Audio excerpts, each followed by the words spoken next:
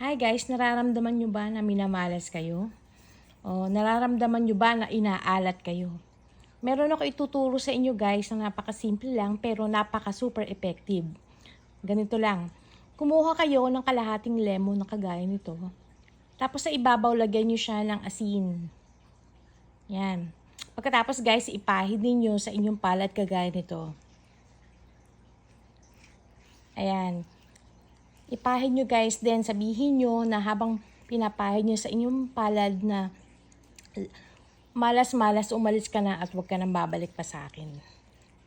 Yan guys, mawawala ang lahat ng mga kamalasan na inyong nararanasan after nyo gawin to dahil takot sila sa lemon. Ayan guys, ganyan. Gawin nyo to every isang beses sa isang linggo guys. Sigurado mawawala lahat ng kamalasan na yan. Oh, okay guys. Okay, bye.